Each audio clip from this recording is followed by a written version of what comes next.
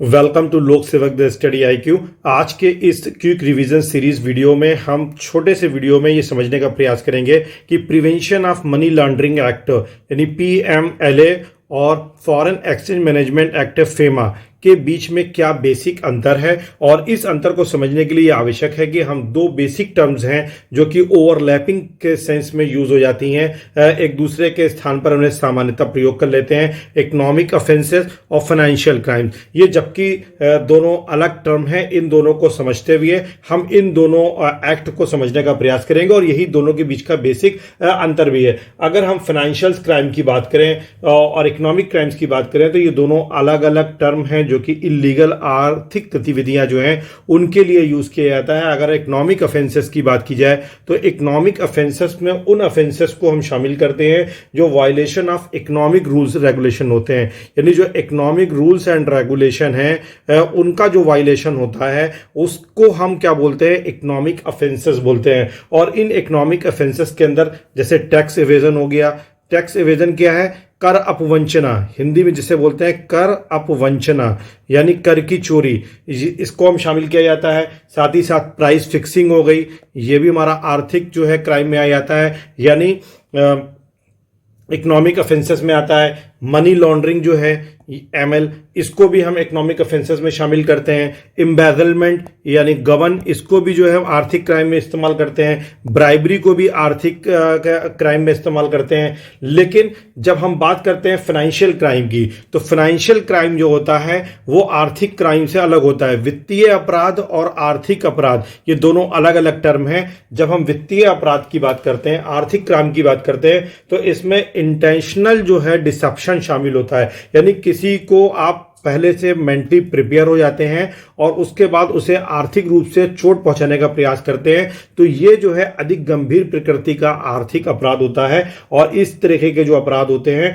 उन्हें हम क्या बोलते हैं, फाइनेंशियल क्राइम्स बोलते हैं। और ये फाइनेंशियल क्राइम्स जो हैं इसमें हम शामिल करते हैं फ्रॉड को, यानी डिफ्रॉड करने के लिए। साथ ही साथ जैसे इनसाइडर ट्रेडिंग होती है, तो इनसाइडर ट्रेडिंग क्या है, ये भी जो है आर्थिक वित्तीय अपराध है। इसी तरीके से पोंजी स्कीम जो बनाई जाती हैं, उन पोंजी स्कीम के जरिए से भी लाखों लोगों से पैसे इकट्ठा कर लिए जाते हैं और आर्थिक नुकसान पहुंचाया जाता है लोगों को, व्यक्तिगत स्तर पर भी और संस्थागत स्तर पर भी। तो ये दो अलग अलग टर्म हैं और इन्हीं टर्म को पॉइंट ऑफ व्यू करते हुए हमें PMLA और फॉरेन एक्सचेंज मैनेजमेंट एक्ट के अंतर को समझना है। अगर हम PMLA की बात करें तो PMLA जो है prevention of money laundering act जो है ये 2002 में पारित किया गया था एक्ट, और इसके माध्यम से जो ब्लैक मनी यानी मनी लॉन्ड्रिंग है, मनी लॉन्ड्रिंग का भी अर्थ समझ लीजिए, लॉन्ड्रिंग का अर्थ होता है धुलाई। तो हम ब्लैक मनी को धोते हैं, यानी इस प्रकार से साफ करते हैं कि वो सफेद मनी बन जाए, व्हाइट मनी बन जाए। ब्लैक मनी को व्हाइट करना, मनी करना ही जो है मनी लॉन्ड्रिंग कहलाता है। और चूंकि ये जो ब्लैक मनी होती है वो कौन सी मनी होती है? ब्लैक मनी वो होती है जो वित्तीय अपराध के माध्यम से पैसा कमाया जाता है, उसे हम ब्लैक मनी बोलते हैं। जो इलीगल तरीके से अर्जित आय होती है, चाहे वो कर की टैक्स की चोरी के माध्यम से हो या वित्तीय अपराध के माध्यम से हो, तो उन सारे पैसों को जो कि अवैध रूप से अर्जित किए गए हैं उन्हें वैध करने की प्रक्रिया क्या कहलाती है? मनी लॉन्ड्रिंग कहलाती है। और इस मनी लॉन्ड्रिंग को रोकने के लिए जो एक्ट बनाया गया वो 2002 में बनाया गया, जिसे हम कहते हैं PMLA prevention of money laundering act. लेकिन अगर हम बात करें फेमा की यानी फॉरेन एक्सचेंज मैनेजमेंट एक्ट की, तो ये थोड़ा सा अंतर यहां पर है कि ये पहले तो 1999 में एक्ट आया और इसका काम क्या है कि जो इलीगल ट्रांजैक्शंस होते हैं ब्लैक मनी के, जो कि विदेशों से भी हो सकते हैं और अंदर भारत की सीमा के अंदर भी हो सकते हैं, लेकिन चूंकि वास्तविक रूप से ये बाहर से ही आते हैं, फॉरेन एक्सचेंज यानी विदेशी मुद्रा के ही रूप में आते हैं। और भारत का कई बार ऐसा होता है कि ब्लैक मनी बाहर जाता है और फिर वो विदेशी मुद्रा के रूप में भारत में आता है। कई बार कर चोरी इस तरीके से की जाती है। तो इन सारी आर्थिक गतिविधियों को रोकने के लिए क्या क्रिया किया जाता है? फेमा का इस्तेमाल किया जाता है। अब अगर हम मनी लॉन्ड्रिंग को देखें तो मनी लॉन्ड्रिंग क्या है? वो प्रोसेस है जिसमें हम ब्लैक मनी को किसमें कन्वर्ट करते हैं? व्हाइट मनी करते हैं। और ब्लैक मनी क्या है? ब्लैक मनी जो होती है वो इलीगल मीन से आय अर्जित की जाती है, जैसे कि ड्रग ट्रैफिकिंग से, टेररिज्म से, करप्शन से। तो इस तरीके से जो धन अर्जित होगा वो ब्लैक मनी होगा। अब इस ब्लैक मनी को व्हाइट मनी को बनाने के लिए हम मनी लॉन्ड्रिंग करते हैं और वो मनी लॉन्ड्रिंग को रोकने के लिए PMLA है, prevention of money laundering act, जिसे 2002 में बनाया गया था। और जब व्हाइट मनी हो जाती है तो चूंकि उसका प्रयोग किया जा सकता है, लेकिन इससे अर्थव्यवस्था को नुकसान पहुंचता है, क्योंकि ऐसी मनी एक तो आर्थिक रूप से अवैध रूप से अर्जित की जाती है और इस पर टैक्स भी नहीं दिया जाता है, जिससे सरकार को हानि होती है। मुद्रा की जो मात्रा है और वॉल्यूम है वो अर्थव्यवस्था में बढ़ता है, जो कि अर्थव्यवस्था को कई प्रकार से नकारात्मक रूप से प्रभावित करता है।